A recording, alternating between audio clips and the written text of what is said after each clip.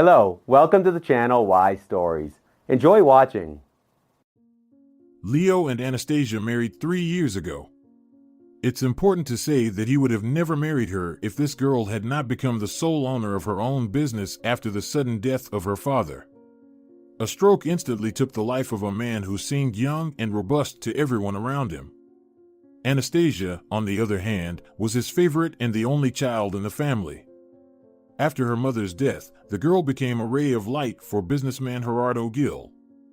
After the death of his first wife, Anastasia's mother, he preferred non-committal encounters with young girls. Therefore, naturally, Anastasia became the sole heir to the entire fortune. It was beyond doubt that Anastasia didn't need money. That's why Leo, a charming but not too young libertine accustomed to living off women, took notice of her. If Anastasia listened to the beautiful promises of a professional playboy and believed them unconditionally, Leo, as usual, intended to live with the lady until a more advantageous option came along. It turned out that the most advantageous option, the jackpot of his life, was Anastasia. The colossal inheritance after Gerardo's death passed entirely into the hands of the girl. And Leo knew very well how to use money. The girl fell deeply in love. He thought he could easily manipulate her and dispose of all the means and assets at his discretion. After Anastasia's father's death, Leo's plans for the girl took a 180-degree turn. He mentally thanked all the saints that he hadn't parted with Anastasia and hadn't done something that would have blocked his way back. But everything worked out perfectly. The girl was truly devastated. Her father was her support and the most important person in her life. It became another gift for Leo, who could turn any situation to his advantage.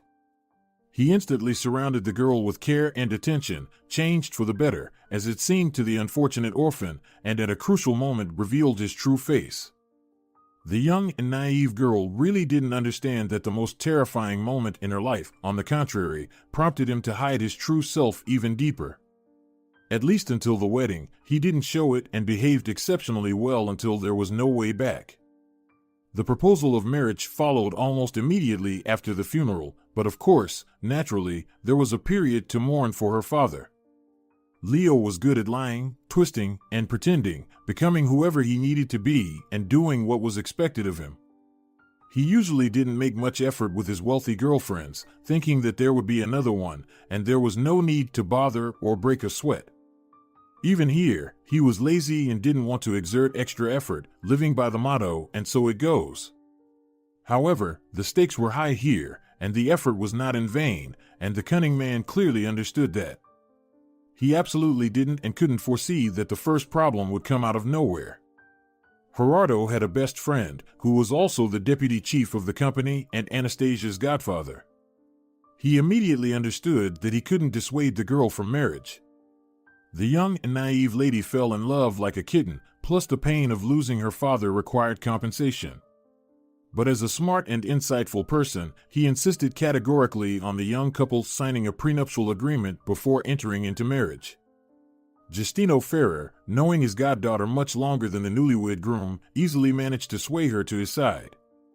"Leo, if it's necessary for business, can't you just do it?" The girl gently insisted, echoing what Justino had said to her. "It humiliates me. Do you think I need money from you?" The man was furious. Such a turn of events was completely against his plans. "Darling, it's a simple formality. It's only in the case of a divorce. The godfather really wants us to sign a prenuptial agreement. He has always been like a second father to me. And now..." Leo wasn't the only one capable of manipulating in this relationship. The girl could do it too.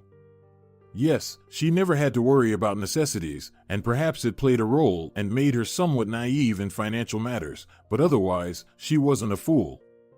If she set a goal, she would achieve it, no matter what.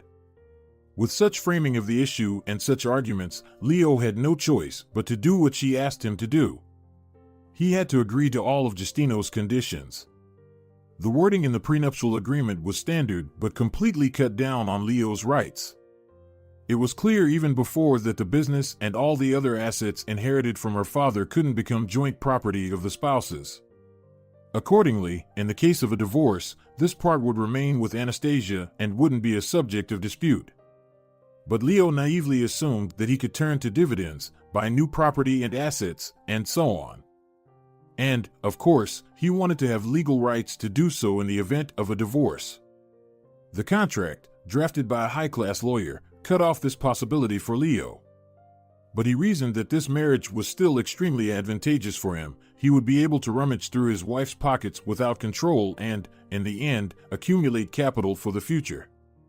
He would slowly take money from the joint budget and transfer it to his name, as the prenuptial agreement balanced the rights and interests. Bank accounts opened in the spouse's name also didn't count as jointly acquired property.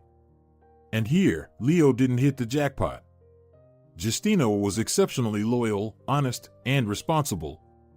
He controlled Anastasia's financial flows, not only in business but also in her personal finances. Leo was left with very modest sums for his personal expenses. Sometimes, the amounts were even less than what he was accustomed to in the pre-marriage days. But here, Leo decided not to despair and see how the situation would unfold in the future and in what favor the score would be at the end of the game. It turned out that patience was indeed a virtue that paid off. From the first day of marriage, Anastasia was desperately trying to get pregnant. She wanted to become a mother.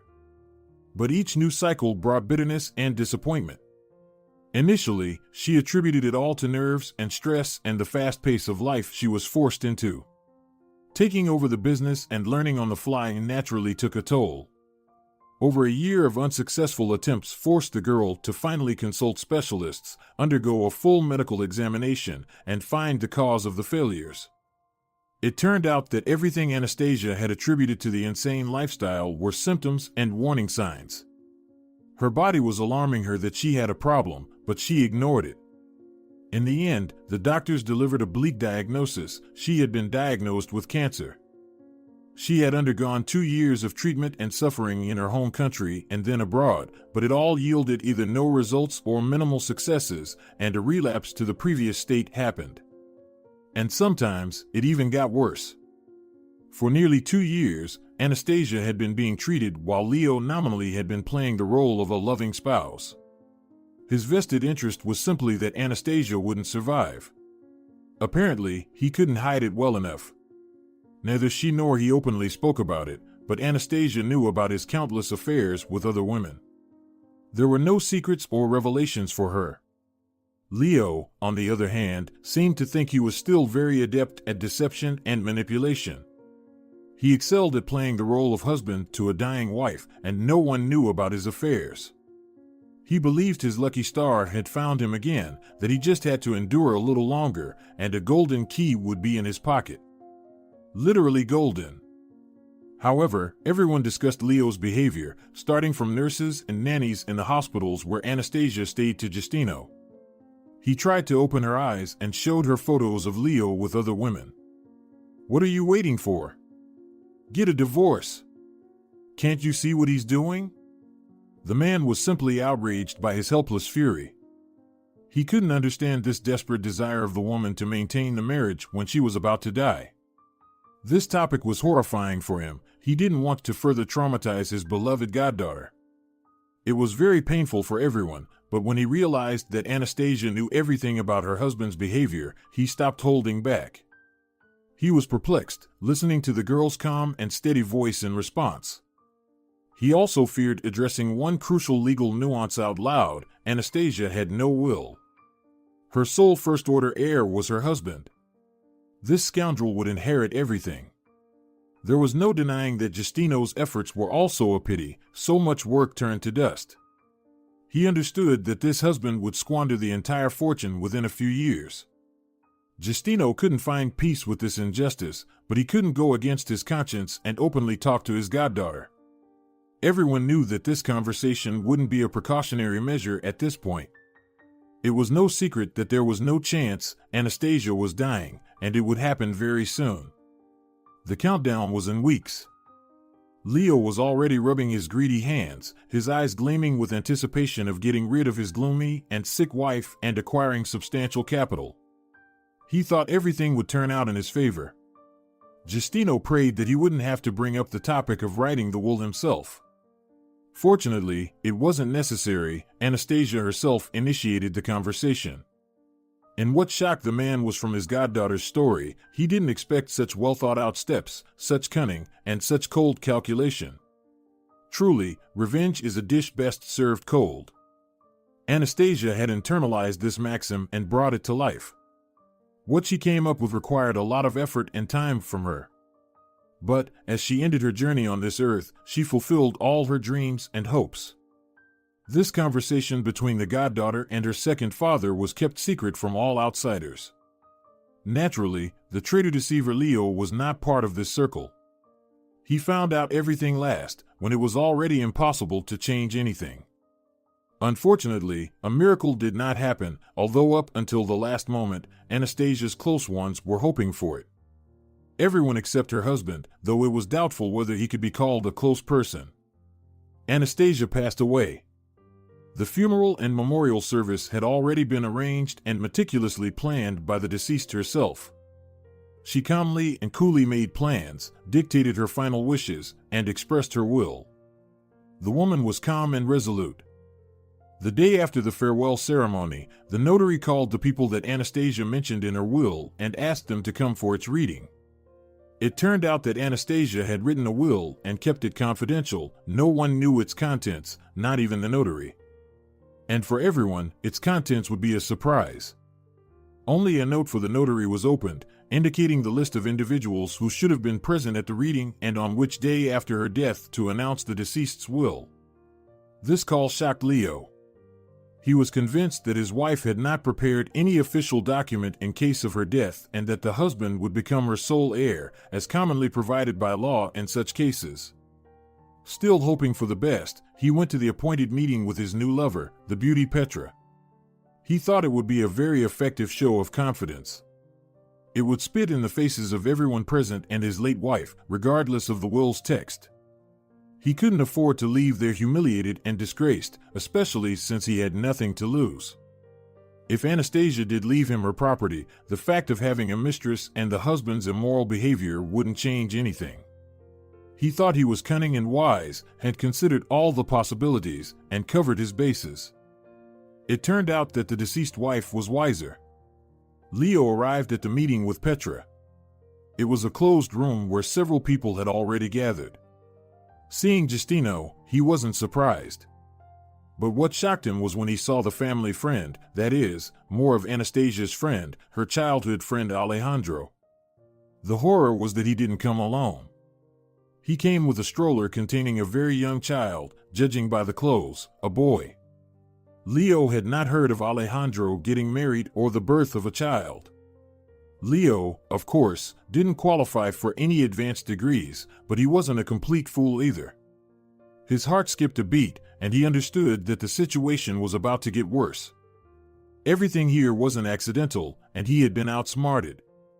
Nevertheless, he still needed to save face since he had already come. Curiosity was also nagging at him. He really wanted to know what Anastasia had come up with. Although it was already clear that it was something extremely humiliating for him. The situation escalated. Suddenly, it was revealed that there was a will, its secret announcement, and a little child in the room. For about 20 minutes, everyone present was sitting silently in different corners of the room. No one approached. The outcome was initiated by Anastasia's will. Justino, her godfather, and Anastasia's childhood friend Alejandro dies, who arrived at such an event in strange company with a baby in a stroller. The boy was looking around with curiosity and seemed happy to be there. He was the only one who seemed satisfied with the company. Also, there were Leo and Petra in the room. Of course, Petra did not call Anastasia, and the notary was present strictly at Leo's initiative. He suspected that they would ask his girlfriend to leave to ensure the complete confidentiality of the procedure. But the old notary, who arrived on time to the minute, did not say a word about the presence of outsiders in the room who should leave. As Leo later surmised, it was done deliberately to humiliate him even more. The notary seemed to intentionally drag out the introductory part, explaining why they had gathered and how he, with great honor, was announcing the last will of the deceased. At this moment, Leo understood from the malicious grin that never left Justino's face and the floor-staring gaze of Alejandro that the contents of the will were a secret only to him. The old man read the introductory part and preamble of the document long and tortuously. But when he finally got to the most important part, he started with the obvious and mundane again. Anastasia had written the will in hopes of engaging the audience and eliciting their reactions, so there was nothing surprising or unexpected about it. Nevertheless, Leo was already very nervous, and it was becoming noticeable to everyone around him. To begin with, the notary described the last will of the deceased regarding her godfather, Justino Ferrer, for quite a long time. Everything mentioned in the will concerned his role in the company and the obligation for any successor to keep him in a leadership position until he decided to leave on his own. Understandable and fair, in general. Only this part was written by Anastasia on 3 sheets, and the old man read it tediously, insistently, and, as a result, very slowly. Leo's impatience was multiplied by the tortoise-like pace of the notary. Finally, the climax of the text reached Leo's ears. The old man read, "To my lawful spouse, Leo Crespo, the right to receive the inheritance." After reading this modest and concise note, the reader looked attentively at Leo, as if asking if he understood the essence of what was said. The humiliated husband had nothing left but to nod. He had already mentally prepared himself and decided on this reaction, which he would express publicly. Petra took his hand and tried to stand up to leave demonstratively, but Leo held her in place. She looked at him with a questioning gaze, but the man ignored it. He would also like to leave the place of his public humiliation as soon as possible. Still, the performance was not over yet, and the invited spectator wanted to see it through to the end. After a pause, the notary continued, "All my property at the time of my death, whatever it may consist of and wherever it may be located, I bequeath to my only son, Roberto Dies. Until he reaches adulthood, I appoint his father, Alejandro Dies, and Justino Ferrer as guardians and administrators of his father's property. All necessary documents are attached to the text of the will." It was a low blow. It seemed that it hurt Leo, not morally but physically. What? A son? From Alejandro? His patience snapped, and an astonished cry burst out. This news surprised no one but Leo and Petra. That was natural if one was the father and the other signed documents agreeing to be the guardian of a minor. Leo suspected that his wife would throw something, but where did she get this child? With confidence, he could say that she was not pregnant. The child seemed to be no more than a year old. He might have been irresponsible as a husband, but he would have definitely noticed a pregnant belly. "Is this Alejandro's biological child?" he asked loudly and randomly. By that time, the notary had already moved far from announcing the main heir and had long started explaining procedural details. The loud shout immediately interrupted the old man, and everyone present, without taking their eyes off, looked at Anastasia's husband. "Yes, Roberto is the biological son of Anastasia and Alejandro," Justino said. "She wasn't pregnant in the last 2 years, it wasn't possible." Leo desperately clung to a straw, though he himself understood that, with current technologies, it was entirely unnecessary. "The possibilities of medicine nowadays are simply amazing," the godfather smirked. It was evident that Leo's shock and disappointment were deeply satisfying to him. "We didn't engage in intimacy with Anastasia." Alejandro's remark was entirely unnecessary and disrupted all the malicious joy that the godfather had just expressed. But it was Anastasia who chose Alejandro as the father of the child because he was incredibly well-mannered, honest, kind, and just. He couldn't help but set the record straight by commenting that Anastasia had been faithful to her husband and had not violated her vows until the end. "I don't care," Leo shouted in rage. He didn't swear as planned because he glanced at the little one, who still curiously looked at people around him and observed their behavior. Alejandro's words deeply wounded him. Despite Anastasia's husband's awful character traits, this comparison still stung. It was extremely unpleasant to realize how much of a scoundrel he was and how much he had hurt his wife, if this was her revenge. Leo's outcry plunged all those present into their own thoughts. The man himself reflected on his life and his behavior. His companion desperately picked up the pieces together, thinking that she wouldn't be the wife of a wealthy widower. The notary, accustomed to such dramatic collisions, thought only of himself. Justino and Alejandro, on the other hand, were immersed in their memories of the day that brought them to this room. The young man remembered with horror the news he received 2 years ago that his best friend was sick and that the doctors practically gave her no chance of recovery. It was also shocking for him how calmly the young woman reasoned about how much time she had left and what she had to accomplish. At that time, she told her best friend that she wanted to become a mother, despite everything. "Can you handle it?" Alejandro asked naively. "Of course, not on my own. But I arranged to have my ovum taken before starting treatment. I was immediately warned that there was a high probability that I wouldn't have to raise my own child.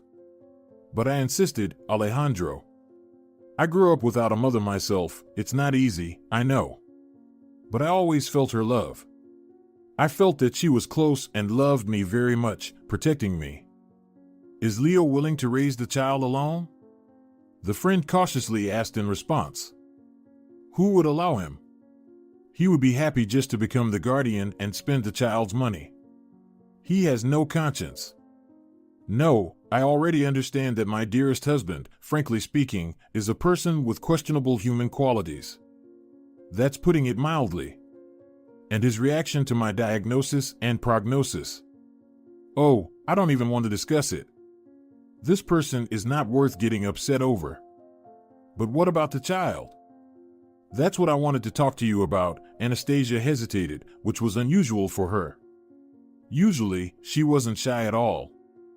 "I don't know how to discuss this tactfully and delicately. Perhaps there are no such ways. In general, I would like you to be the father of my child," the woman blurted out in a rush. "Are you kidding?" Alejandro clearly wasn't prepared for such a turn. "You have a husband." The man was simply stunned and fell into a stupor. Alejandro was entirely unprepared for this proposal and didn't understand where his best friend, Anastasia, was leading him. "Yes, I have a husband, and he will remain so until my death. I've already decided that for sure." Alejandro, in general, didn't understand where she was going with this and remained silent until a specific proposal was made. "Alejandro, of course, we won't make it. It's pointless in my current condition. I can't bear the child myself anymore, unfortunately. I asked to retrieve my ovum, and now we need the biological material of the future father. Voila, the doctors will do their magic, and there will be a child. Of course, a woman is needed to carry and give birth to him, but such services are now also available. Can you tell me a bit more about this magic thing?" The man tried to joke to lighten the mood. "I'm serious with you." Anastasia immediately protested. At first, it seemed absurd, the rantings of a desperate woman. However, in her mind, there was an entire, quite logical plan, which she eagerly shared. It turned out that she had done a tremendous amount of preliminary work by the time of the conversation. She learned everything about the legal aspects, arranged services with a reproductive clinic, and even pre-selected a surrogate mother for the future child. "Alejandro, understand that I would have used a donor's services, but I need a father for the child. It's no secret to me that I won't be able to see the baby's birth, but I really want to leave something behind, a piece of me. It's worth considering who this child will be left with.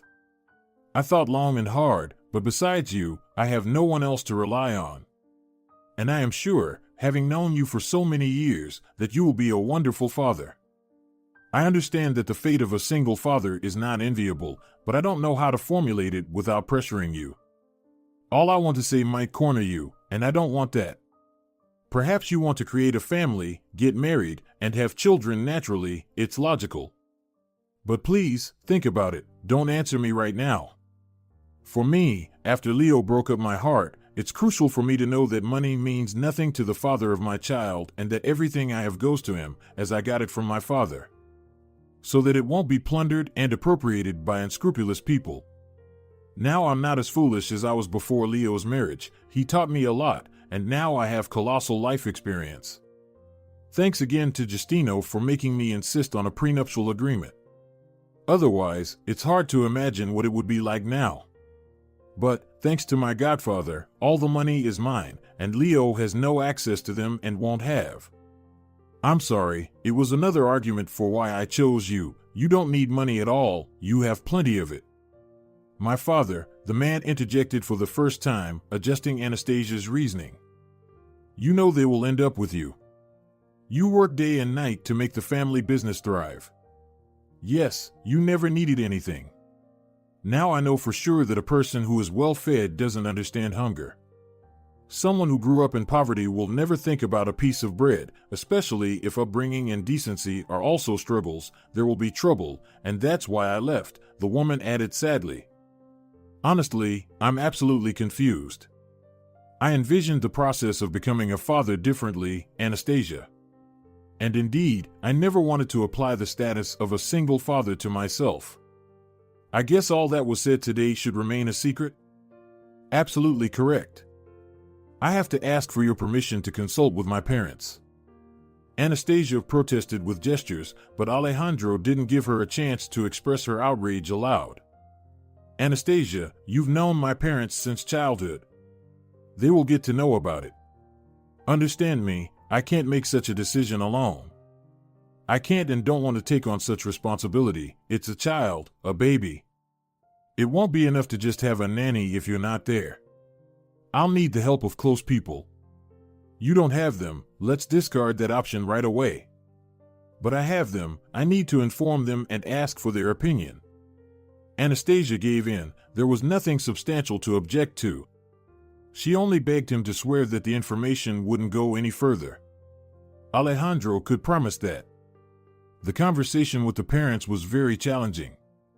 Dad neutrally accepted everything said, stating that he would support any decision and support his son.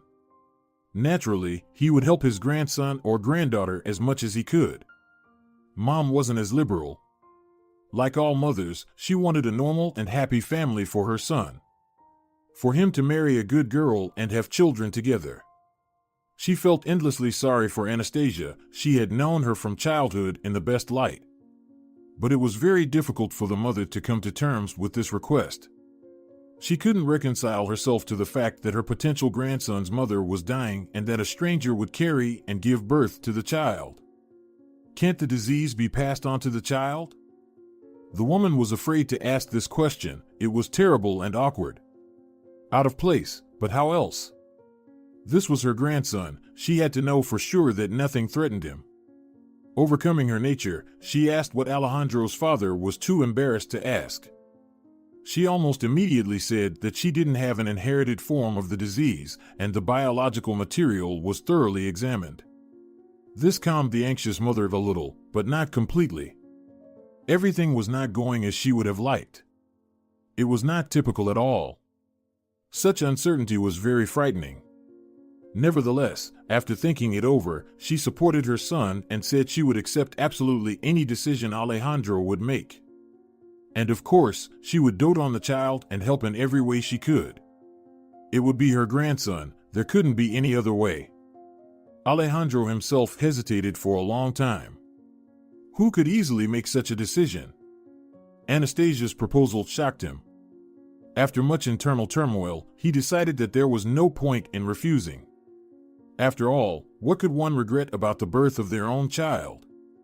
When he announced his agreement to Anastasia, she was simply overjoyed. The following week, they began the phased implementation of her plan. While Alejandro was sitting and recalling the entire story that had radically changed his life, Justino remembered the conversation that Anastasia started just over 2 months ago. The godfather came to visit her in the hospital, as usual, and at first, nothing foreshadowed anything unusual. Quite unexpectedly, his goddaughter took the bull by the horns and said that she needed to have a serious conversation with him. They had to discuss something important. Starting from a distance, she said that she considered Justino a second father and hoped he wouldn't refuse her. The man was silently listening to where she was leading. Anastasia, it seemed, had been preparing for the conversation for a long time. contemplating how to conduct it. But at the last moment, emotions took over, and, making a melodramatic pause, Anastasia blurted out that she wanted him to formalize the documents to become the guardian of her son. At first, the man thought his goddaughter was delusional. What the hell, did she have a son? Reading something that reflected internal mistrust and doubts about her sanity, the young woman began to explain in a confused manner. Hearing the story in full, the godfather was in shock. Not only did Anastasia and Alejandro decide on such a desperate step, but they also kept it a secret for so long. How old is Roberto now? 4 days ago, he turned 8 months, the goddaughter smiled. Can I meet him? Of course. Why are you asking? Anastasia called Alejandro and asked him to bring their son. 2 hours later, the 4 of them were sitting in the hospital room, silent. Everyone was looking at the baby.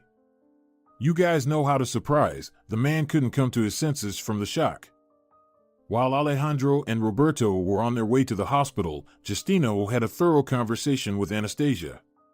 That's when she revealed all her cards and all her plans for the future. She only stayed married to Leo for the purpose of teaching him a lesson. It would have been easier to get a divorce. According to the law, there is a presumption of paternity. If I am married to Leo, they should have automatically listed him as the father of my son. Everyone told us there were no options and that later we would have to dispute paternity through the court. Fortunately, Alejandro's father took care of it and found some cool lawyers who put everything in order.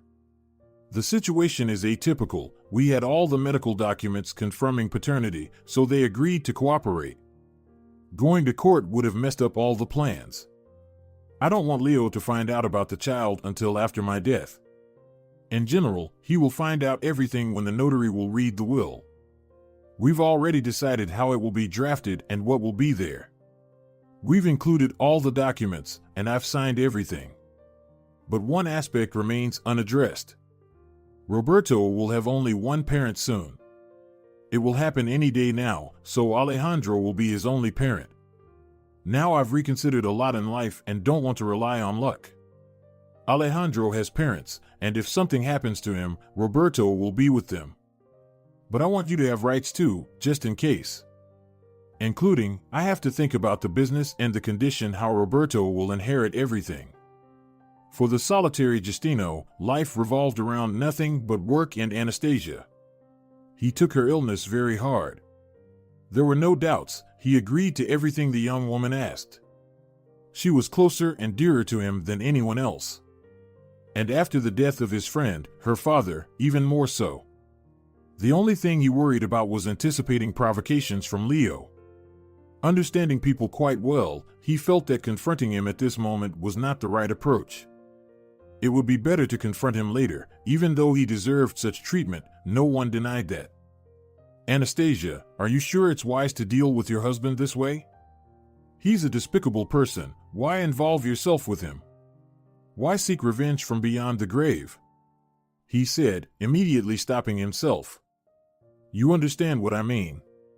I apologize if... Stop it, I've been thinking about this for 2 years already. I saw Roberto being born, saw how Alejandro loves him, and saw how his parents love the little one. I don't need anything more, I've come to terms with it, don't worry. Speak your mind. Right now, I'm more irritated by those who talk to me about some mystical recovery and healing. As for Leo, I loved him so much and believed in him. And he's just the most ungrateful scum. He comes to the hospital as if it's a prison, and his mistresses bring him here. Did you know that? The man nodded silently with bitterness. Everyone around whispered about it. Leo had long ceased to make a secret of his affairs. And should I forgive him and forget about it? No way. He loves money the most, and that's how I'll punish him. Let him build his castles in the air. He won't know about the will and Roberto until the end. It will be a surprise for him. You see, I've hidden everything from you. It was very difficult. I wanted to introduce you to my son right away, but I was very cautious so that no one accidentally found out and told Leo. Let this be our farewell. I wrote him a letter. The notary will read it.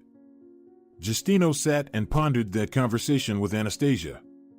It took place almost 2 months ago, and since then, he has tried to dissuade her several times. It seemed like a very bad idea.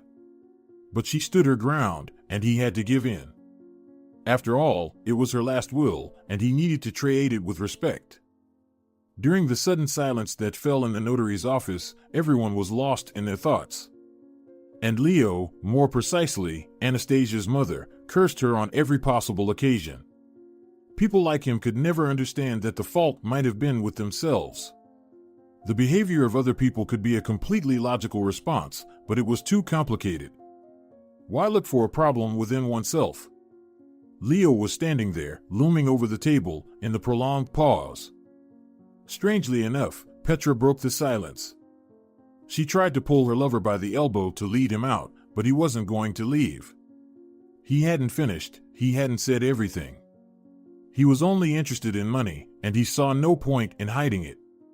Addressing the notary, he asked a question. "Won't I get anything? Mandatory share, or whatever it's called. I'm her husband." The man whined, shaking his rights. Even Petra winced. He was behaving this way, not to mention the others. Only the old notary, for whom such behavior was familiar and expected, was not surprised at all. According to the article that names the individuals entitled to a mandatory share later on, you are not included. Moreover, I carefully studied your marital contract. Its text is attached here. The old man clapped his chubby hands on the thick folder in front of him. You have no chance in court. Although the right to appeal remains with you, of course. If you disagree, you can try to contest the will. Of course, I will contest. It's not even clear who this brat she listed as her son is really from. Leo said it without thinking. Alejandro barely restrained himself from standing up and confronting the arrogant husband of Anastasia. Even the usually calm and composed Justino suddenly blushed with anger. The notary remained as cool as a cucumber. Nothing surprised him, everything was within the framework of a normal working day. He calmly responded, "Here are not only the child's birth certificate but also medical documents that provide exhaustive answers to questions about his birth. Furthermore, in terms of inheritance, at the request of the deceased, the results of a DNA test are included. The research confirms that your wife is Roberto Diaz's biological mother. I can warn you right away that the entire set of documents is fully prepared for all eventualities. Can I see it?" Leo wanted to see it with his own eyes. "No, you can only familiarize yourself with the part that concerns you personally. All other documents, especially those related to a child, can only be disclosed with the consent of his parent. I do not give permission, of course." Alejandro instantly raised his voice. "Then, Leo, only in the case of a legal dispute, if the court deems it necessary to request these documents." This finally crushed Leo. He stormed out of the office, slamming the door loudly behind him, shouting that he wouldn't let it go like this. His companion turned out to be more composed and well-mannered. She said her goodbyes and left, calmly closing the door behind her. "Is it okay that this fool didn't sign what they read to him in the text of the will?" Justino asked the notary. "There's a lot of people like him. There is nothing to worry about. It's just a formality," reassured the old man. "Can we go?" Roberto wanted to go to the circus and see the animals. Now, I think he's had enough. It would be funny if it weren't so sad. How could Anastasia get involved with him? The godfather was puzzled by what he had seen, and the question was rhetorical. The men signed the necessary documents were required, shook hands, and went their separate ways.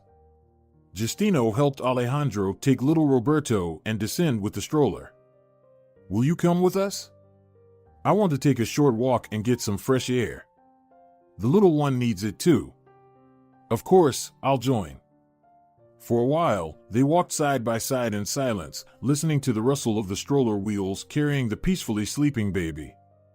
"Do you think Anastasia would be pleased with how I'm handling things?" Alejandro finally asked the question that was bothering him. "I'm sure she would be. You're an excellent dad. It's evident that you and him are single whole." The godfather encouraged him. Honestly, something else is on my mind. You know, I think Anastasia shared this with you. I tried to dissuade her from what just happened. You mean this joke with the will and how he found out about Roberto? Justino remained silent and simply nodded. Of course she talked about it, Alejandro replied. I constantly brought up this topic myself. I didn't like this idea from the very beginning. He's an unpleasant guy, bitter, and mercenary. Why provoke him? Honestly, I even had the impulse to tell him when the baby was born. But Anastasia kept it so secret. I thought I didn't have the right to do that. So I convinced myself that she just didn't want to deal with him personally and left these disputes to us. And today, I saw him with that tramp. He didn't hesitate. Now I'm not sure if it was the right thing to do. His reaction and his expression were like a tortoise walking. Awful. I should have gotten rid of him earlier. Especially since I read the marriage contract, we could have gotten rid of him in a second. And now, I have to go and, literally, as the heir's representative, seize all the valuables, the car, and evict him from the apartment. I don't want to see him. I think Anastasia didn't want to either. That also played a role. She wanted to get revenge because she loved him, so he wouldn't say anything later. She loved him so much, and this damned love found no other way out, my poor girl. The man wiped away a tear. Don't be sad about her, she asked you not to. She just wanted all the love we had for her to be directed towards Roberto, Alejandro comforted the godfather, patting him on the back. While the men were speaking about their concerns and indulging in memories, Leo and Petra were observing them from the car and discussing the same topic. So, you really won't get anything at all? The girl asked, disbelievingly blinking her eyelashes. What a fool you are. I said it, no chances at all because of this brat. Okay, let's go. We need to at least pick up something valuable and manage to move it to my apartment. 3 days later, when Alejandro finally mustered the courage to go to Anastasia's house, no one was there. He had prepared for a tough confrontation, even bringing his security personnel along to avoid unnecessary trouble. However, Leo understood everything correctly and had already moved out. Of course, not without his own benefit. He took from the house numerous valuable items that could be considered personal. In other words, Alejandro tried to maintain some legality regarding Anastasia's belongings. Leo was sitting in his tiny kitchen in the apartment he inherited from his parents, sipping on bitterness. Petra had left him. Why would she want to date a penniless guy? Leo pondered how he had come to this point. In the past, he used to be paid, and now a young and beautiful girl took money to be with him. Of course, the not-so-young and degraded playboy blamed everyone but himself for his misfortunes. In his version of events, his ex-wife was to blame for everything that happened. She drained him of all his life force and, in the end, tipped him over with the inheritance. He had hoped for the money to instantly transform into a successful businessman with a heap of assets. Coping with such a loss was not easy. As Anastasia rightly told Alejandro, Leo was building castles in the air. Indeed, he had built them. In his fantasies, he was young, handsome, successful, and very wealthy. Because of her, he lost everything. As it turned out, he wasn't as young and attractive as before, as Petra vividly demonstrated when she left. Upon her farewell, she said many pleasant things. He was unwanted, a penniless drunkard who thought he was Alain Delon. After her departure, Leo was horrified to realize that this was true. Everything she said wasn't out of spite or to offend. His former lover simply told the truth because pretending was utterly meaningless. Added to the blame on his ex-wife was the fact that he couldn't be successful and wealthy now. The chance to become a successful businessman collapsed like a house of cards. Leo spent almost 2 weeks of his life on a continuous binge.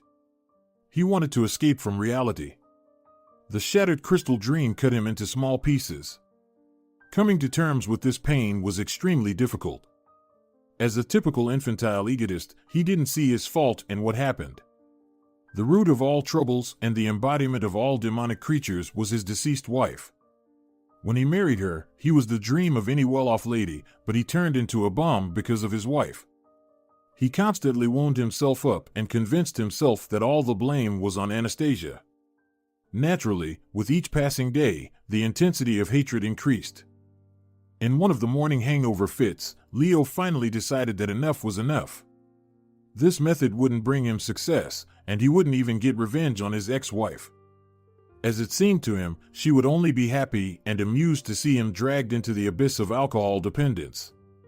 The man finally resolved to pull himself together, not drink for a few days, and then visit a legal consultation in a somewhat decent state. Suddenly, a glimmer of hope appeared before him, showing that not everything was lost. Maybe there was some chance to get at least a small share of the inheritance. Previously, he had hoped for the entire fortune, but now he would be happy with a modest handout. Leo felt deeply humiliated when, a few days ago, people from Justino arrived at his place. They almost forcibly took away the car keys and tore up the power of attorney issued by Anastasia. One of the guys declared, "Didn't you know that a power of attorney loses its legal force after the death of the person who issued it?" Leo felt spat on and morally destroyed. Someone gave him a backhander to make him speak about where he had hidden Anastasia's jewelry. At that moment, he certainly didn't feel any guilt. He didn't think for a second that he had done something wrong. In essence, by stealing his wife's jewelry from the house, he thought it was rightfully his and that he had the right to have at least something. After all, he endured his wife for almost 3 years. He believed he was entitled to some compensation. In his own eyes, Leo painted his own portrait as an almost saintly figure who never left the bedside of his sick wife. In such moments, he forgot about endless intrigues, gambling addiction, alcohol, and his neglectful attitude towards his wife. This is a very convenient quality for such irresponsible egotists who only love themselves and create a flawless self-portrait in their minds. Leo had convinced himself of his infallibility and perfection for so long that he believed it and was ready to prove it with foam at his mouth. With all these thoughts about glaring injustice and his own fairness and impeccability, he went through the detoxification period. As it turned out, he already had a craving for alcohol, which unpleasantly surprised Leo. He desperately wanted to drink, but he held on to the idea he repeatedly convinced himself of, how good he was and how unjustly he was treated. He should have stood up and fought for himself, defending his rights and legitimate interests. With this message that he needed help and sympathy, he decided to get a consultation. The kind young woman nodded sympathetically, seemingly entirely on his side. However, when it came to giving advice to the client, she firmly stated that there were no options. "Understand, you signed this prenuptial agreement yourself. It was drafted exceptionally professionally and meticulously. You cannot claim any property in the marriage. This is if we are talking about allocating some share of the inheritance, which would be due to you under the marital regime of joint property ownership. But there is nothing to allocate here. There was no such regime. It was excluded by this prenuptial agreement. What about the inheritance? The notary at the will reading told me that I'm not among the heirs entitled to, let's say, a mandatory share. It's true for the heirs entitled to a mandatory share of the inheritance. The law clearly names the list of such individuals. It is closed, and you indeed do not fall into it. Could my wife really write a will, excluding me from it? Yes, of course. And you could have done the same. A will is intended to change the common order prescribed by law. It's exactly the same as with the prenuptial agreement. By signing it, you change the legal regime of joint property ownership prescribed by law. A will changes the order of inheritance prescribed by law. If there were no will, you would inherit alongside her son. She changed this order with her final will. Can I contest this? You can always try, but there are no chances. I'm telling you this honestly and openly. There are no grounds to declare the will invalid. And what about the prenuptial agreement? Leo ventured to clarify with hope in his voice. The same thing. There are no hidden conditions, only standard formulations of business people trying to preserve their capital. If you want to know my professional opinion, I wouldn't waste nerves and money on futile lawsuits. I see, the last hopes were crumbling before his eyes. Let me clarify one thing. You said that if there were no will, we would inherit everything equally with her son, right? Yes, if there is no will, inheritance occurs according to the law. In this case, heirs are called in order. First, the first order, and if they're not there, the second, and so on. In this specific case, your wife had no parents. There are you, the spouse, and one child. So, the two of you would have divided the entire inheritance between yourselves. The girl patiently explained the nuances. Because each order of inheritance clearly names an exhaustive list of individuals. For the first order, it includes parents, children, and the spouse of the deceased. What happens if the heir named in the will dies? It depends on whether they died before or after the will is opened, that is, after the death of the testator. Is that significant? Extremely crucial. If the heir named in the will dies before the will is opened and there is no indication of an alternate heir, the will is nullified and everything goes according to the law. If they die after it's opened, there's something called testamentary transmission. In essence, if the heir named in the will dies after the testator's death, the heirs of this second deceased person inherit. I'm confused, it seems. Can you explain it in simpler terms? In rough terms, and as applied to your case, if your late wife's son were to die right now, all your wife's property would be inherited by his legal father as his only heir of the first order. How is that possible? Leo yelled. He had entered a state of blind rage. That's what the law provides for. The legal consultant recoiled from the table, hearing such a reaction to the dry statement of facts. Is that 100% true? If you don't trust me, I can call colleagues or show you the document. No, there's no need for that. The rage turned into a bitter feeling of despair. After paying at the counter, he stormed out, slamming the door loudly. Can't these damn lawyers talk in plain language? Explain things properly. Leo fumed to himself. And again, he couldn't find the strength to accept the situation and come to terms with it. No, he sought culprits. This time, the culprit was the girl, who simply told him about his chances. Well, of course, in Leo's mind, the main monster that ruined his entire life was Anastasia. She was to blame for everything. Why did she give birth to this damn child? He fumed. And if she needed him that much, I should have been the father. Vile woman. He was unaware of the reasons why she acted this way and why she wanted someone else, not her husband, to be the father of her child. His current behavior vividly and colorfully illustrated why Anastasia reasoned correctly. Leo's anger crushed him from the inside out. It manifested outwardly and returned to him, burning everything in its path. He walked to the bus, contemplating why he had to sink so low because of his wife. She and only she were to blame for everything. He wanted revenge. How sad that she died, and I can't hit her, he thought. So many times I barely held back my impulse, reassuring myself that my patience would be generously rewarded. He began to contemplate how he would exact revenge on her and what he could do now. A sick person who had pushed himself to the extreme and didn't realize it. His thoughts leaped to the point where he wanted to go and desecrate her grave.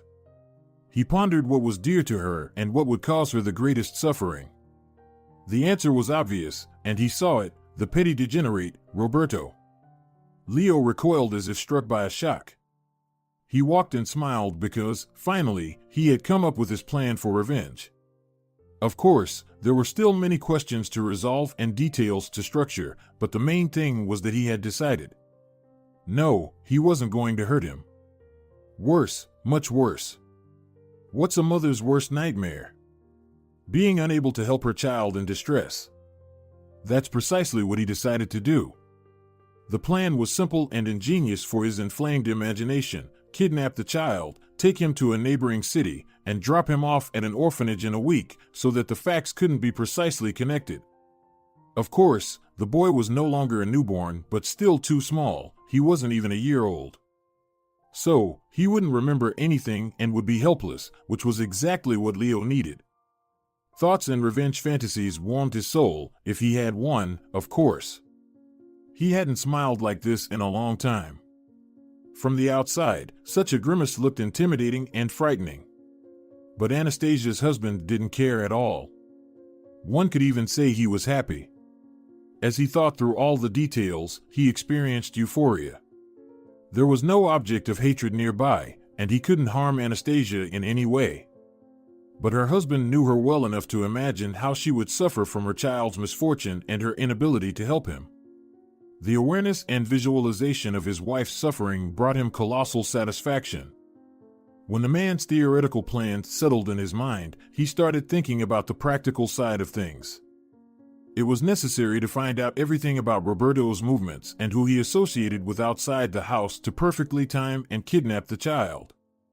Leo had known Alejandro quite well in his past life and was even acquainted with his parents, having visited their home.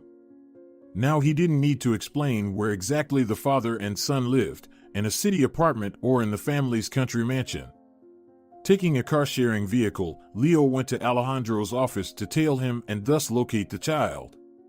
The wait wasn't long. Now the man had a new status as a dad and tried not to linger in the office for too long. In extreme cases, he took work with him. He got into the car and drove home, with Leo following at a distance. When Alejandro's car left the city center, it was already clear that they were heading to the country cottage. "This complicates the plan a bit," Leo said, slightly disappointed. In an elite suburban settlement, there was enhanced security, both within the entire settlement and personally in each house. Leo knew this for sure. When he confirmed that Alejandro was definitely turning towards the parents' settlement and there was nowhere else to go, Leo drove past. He didn't turn after him. He didn't want to attract unnecessary attention. Only at that moment did Leo finally realize the difficulties he would face in realizing his plan. It was unknown how much time he would have to spend literally in the woods with binoculars to study the daily routine and movements of the child. It was worth weighing everything again, whether the game was worth the candle. Absolutely sure. Leo reasoned with himself, whose psyche noticeably wavered after the revelation of the will. That bitch ruined my life, and I'll ruin her bastard's life. Rich heir. The man laughed maliciously. He'll live off the state's generosity, and his mommy will watch from above, understanding that it's all her fault. If Leo had encountered someone compassionate at that moment, someone who noticed the changes happening to him and led him to a doctor, the story might have taken a different turn. But history doesn't entertain subjunctive moods. In the end, people get what they strive for. As the saying goes, beware of your desires, they have a tendency to come true. Leo so desperately wanted his wife's death and believed that it would bring him satisfaction. He believed it would make him lonely and rich. Wishes don't always come true, as we imagine. Everything that happened could have served as an important life lesson for him, but Leo disliked lessons, and they brought him no benefit.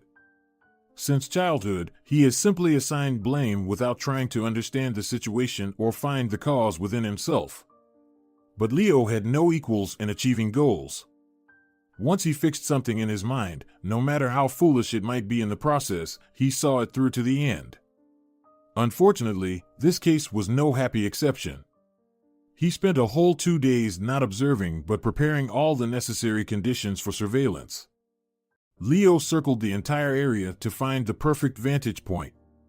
He needed a place where he could observe the entire settlement. And, most importantly, the house of Alejandro dies. It was also essential that the observer himself remain unseen. His hideout had to be discreet enough. Leo spared no effort or time until he found a place he deemed perfect in every way. For over a week, Leo woke up before dawn and rushed to the cottage settlement, staying there until late in the evening. He diligently observed everything happening in the house using binoculars, keeping meticulous notes not to miss anything. It turned out that the child was taken care of by his father, grandmother, and nanny. They were the main people he associated with outside the house. Alejandro and his mother were entirely unsuitable for Leo's planned action. Both of them knew Anastasia's husband by sight and could immediately point him out. Leo's plans absolutely did not include taking the blame for the crime. Of course, he assumed that there would be questions, but he hoped to brush them off. After all, this child was the heir of two major companies. Hasn't anyone heard of kidnapping for ransom? In this regard, the nanny was chosen as the victim of the attack. She came and went at a strictly defined time, walking with Roberto along the same routes, which pleased Leo. Moreover, the stars aligned specifically for him. On Wednesday, during their daytime walk with the peacefully sleeping child in the stroller, the woman went beyond the guarded territory of the settlement. Along a small forest path, she reached a small clearing where another nanny from a nearby similar settlement was evidently waiting for her. They'd been chatting and walking with their strollers, and Leo could even hear their laughter. For the plan to work, it had to be reliable. He had to wait for some time and prepare. He understood this perfectly, so he decided to observe the nanny for several more Wednesdays to determine if this was the norm or, more likely, an exception. The situation was delicate and required great precision and certainty. Leo temporarily stopped patrolling the settlement every single day. This would only attract someone's attention. He needed to remain unnoticed. Now he only came on Wednesdays, precisely when the nanny went out for her daytime walk. And everything was as precise as clockwork. Every Wednesday, she exited and took a forest path beyond the reach of the security around the cottage settlement. It was just an unheard of stroke of incredible luck for the kidnapper. He visited for 4 consecutive Wednesdays to make sure that the system didn't glitch. On the 4th time, when he saw the nanny going beyond the settlement, he left, knowing he would return the next Wednesday at the same time. But this time, he would leave with the child. Leo carefully calculated the nanny's entire route, identifying the most convenient place to attack her. To carry out the attack, he acquired a powerful stun gun, bought it at the local market, and paid with cash to make it untraceable. He meticulously planned every detail to execute his plan and avoid getting caught. In the same manner, he acquired an old domestic car through a power of attorney, naturally stole license plates, and affixed them to the purchased vehicle. He calculated where to leave the car so he would have to run close enough, but not so close that it would catch someone's eye. The man also devised his appearance to conceal his figure and face, making him unrecognizable. Thoughts of the kidnapping became an obsession. He fell asleep with them and woke up, thinking about the same thing again. Moreover, he began to dream of how he would kidnap Roberto, down to the tiniest details. By the appointed day, he had lost almost 7 kilograms, becoming a shadow of himself. Even a fleeting glance at Leo immediately signaled that this person should have been afraid of him. On Wednesdays, he parked in a pre-selected spot and waited. Minutes felt like hours, and Leo arrived 2 hours earlier than usual when the woman went for a walk with the child. This time seemed like an eternity to him. Such prolonged waiting drove a person who was already in an unstable emotional state out of his mind. 30 minutes before the usual time, he moved onto the street. The observation point and the attack site were chosen in advance, just like the kidnapping location. When Leo saw the nanny walking down the path, pushing a stroller in front of her, his heart sank. The long plan completely disconnected him from the understanding that he would have to do this for real. Approaching an unknown woman, pushing her, and hitting her with a stun gun would be a serious task. Then he would have to take the child out of the stroller and run to the car. In his mind, it was as if it would happen differently, like in a computer game. But this was all too real. There she was, that woman. There was the stroller, with the curious child inside, examining the world around him. By nature, Leo was not inclined to violence, and crossing this line was quite challenging. However, he remembered why he had planned all of this. He recalled that raging hatred for Anastasia and rushed out of his hiding place. The first part of the plan was executed flawlessly, much like the organization, which was beyond praise. However, fate intervened. Leo rushed to the nanny of the child, effortlessly pushed her away from the stroller, knocked her to the ground, and pressed the button on the stun gun, delivering a powerful electric shock to her ribs. She bent sharply. All that remained was the child. Leo needed to extract him from the stroller and run to the car. However, things went awry at this stage. Leo had to crouch in front of the stroller to unbuckle the safety straps holding the child. Suddenly, the kidnapper heard a loud sound and felt a burning pain in his right side. He collapsed on the ground in a fetal position. Roberto, frightened by the noises and the rapidly changing scenery, started crying loudly. The next moment, Leo lost consciousness. He only came to his senses slightly when an elderly man in the attire of a rural huntsman was standing over him, exhaling a strong smell of alcohol. The man, without mincing words, berated the wounded Leo and tied his hands. At that moment, the kidnapper lost consciousness again. The unfamiliar man was the man whom Anastasia's husband had called a huntsman. Marco was well known in two adjacent elite settlements. His guard post was practically in the middle, a bit further from the clearing where nannies from neighboring settlements met. The huntsman dwelling was well hidden by dense vegetation, and Leo simply didn't notice it. As it turned out, on that day, Marco was returning from a local shop where he had just purchased a pick-me-up for his hangover. He always carried his double-barreled shotgun with him, a long-standing habit. As he later candidly explained to the police, having a gun slung over his shoulder made it look like he was on business, not just loitering around. It was convenient. That's how he saw suspicious activity on his way back from the shop. I see some guy on watch. All in black, and the temperature has been plus 30 degrees since morning. I thought I should have seen what this rascal was up to. Years of habit and the skill of a hunter allowed Marco to move through the forest absolutely silently, not to scare away game. Moreover, he knew this area better than the back of his hand. Well, here I was, settled behind that little tree, he said, providing explanations. I was standing, observing. Enjoying nature while being vigilant at the same time. Listen, he interrupted himself, addressing the police officer who was writing the protocol. I won't get in trouble for this, will I? I didn't really knock him out cold, did I? No, doctor said he'd survive. And you might even get a medal and a cash reward from the relatives. The man was so delighted that the crime had been thwarted and he wouldn't end up in the police precinct that he forgave the man even a familiarity bordering on insult. He could see the guy speaking without any ill intentions. And the woman. How she jerked away from his stun gun. I was even startled. Everything's fine with her now. Don't worry. Okay, don't get distracted. What happened next? And then I see this scoundrel suddenly darting towards the woman, knocking her down, and trying to reach the child. Well, I took a shot at him. Nice. Yeah, the distance was tiny. I was sure I'd hit the wench in the side, otherwise, I wouldn't have taken the shot. The kid in the stroller was right there, about 40 centimeters in front of him. Exactly. You did well, Marco. You'll be a local celebrity now. Look, journalists are already gathering over there, eager to interview you. Come on, sign the paper, and off you go. Bask in the rays of glory. No, I won't go. Can't I just skip it? Why not? I don't want to. Can I go home?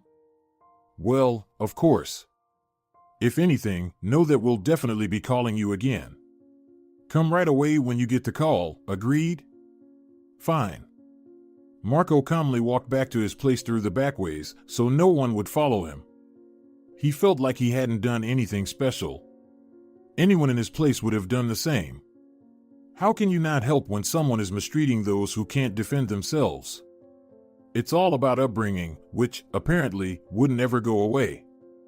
A few hours later, closer to the evening, someone politely knocked on the door of Marco's guard post. Come in. The owner shouted, getting up from his stool. The door opened, and a young man entered. Hello. Are you Marco? I am. What do you want? I'm the father of the boy you saved today. He's a good boy. I took him in my arms, and he calmed down right away, brave little guy. And a smart look in his eyes. Thank you so much. What a stroke of luck that you happened to be there at that exact time. Thank you for not walking by. Alejandro was ready to cry from an overflow of emotions. The day had been too intense, greatly shaking the young man. "Tell me, how could I repay you?" "Oh, come on. There's really nothing to be thankful for. What are you talking about if a child has been at stake?" Marco was genuinely shocked that he was being thanked for such a thing. Nevertheless, Alejandro insisted. "Well, if it's so important to you, you can buy me some butter and some cigarettes. That's never too much." "Of course." "Hey, if you don't mind me asking, that cop never spilled the beans to me. Did you want to kidnap for money, didn't he? Like, was he planning to ask for a ransom?" "Oh, unfortunately, it's much more complicated than that." "Well, tell me if you can. I've been living here in an information vacuum, so to speak, and it's getting boring." "It'll take a long time, doesn't it bother you?" "Not at all, my friend. I'll put the kettle on with perfect timing. Sit down and start." Alejandro hesitantly began recounting everything that had happened to him over the past year: Anastasia, her illness, the crazy idea of becoming parents, her death, and her final act of revenge on her husband. After they had coffee, he continued telling Marco everything he learned from the police. As it turned out, Leo was straightforward about his plans. Perhaps he realized that resisting was futile and that it was better to tell everything himself. Leo was deeply offended by the thought that they believed he did all this for money. He was driven by revenge. Alejandro was actually very glad that Marco asked and even insisted on the story. He himself wanted to talk to someone about it to share. Of course, his parents found out about what happened before him and knew the whole story. He called and told Justino everything, but it wasn't the same. They were biased and would never say what they really thought, always siding with Anastasia and Alejandro. But Alejandro himself wanted an unbiased opinion. He pondered that they had treated Leo wrongly. They had provoked him into this disturbance of the mind, this obsession, which pushed him to the desire for revenge. And if it had only concerned him, Alejandro wouldn't have reflected so much. But everything his parents did came back to their little ones. That was the fundamental difference between Leo and Alejandro. One never took the blame for what happened onto himself to avoid it happening again. The other, on the contrary, rushed to reconsider his behavior. Didn't he cause what happened? In the end, he couldn't help it and, after finishing the story, asked Marco, as an impartial observer, as an uninterested party. "Do you think we drove him to this? Are we to blame for him so desperately wanting to retaliate against us? Seriously, dude? You're a grown-up, but you're talking such nonsense." Leo would find a reason anyway. Yes, he didn't really need one. Just think about it. You got married for green papers, cheated like the last tramp, acted like a scoundrel with a sick wife, and convinced yourself that she was to blame for everything. What's she to blame for, anyway? That she once answered back, couldn't stand it, and didn't take it as granted? She hit where it hurt the most, the wallet. On the contrary, she's a hero. The woman came up with and executed such a plan. This candid truth from a simple man's mouth really lifted Alejandro's spirits. He deeply contemplated each word Marco said. "Now I owe you for good advice too." He smiled. In response, the huntsman just waved his hand. They parted ways as friends. Marco promised to drop by, not forgetting about the kid. "I heard somewhere that the Chinese have a belief or wisdom, God knows what to call it. Anyway, if you save someone's life, it means you're forever responsible for that person. So don't worry about your Roberto, I'll keep an eye on him here too." The huntsman smiled. And he kept his word. He regularly visited the house and was always a welcome guest.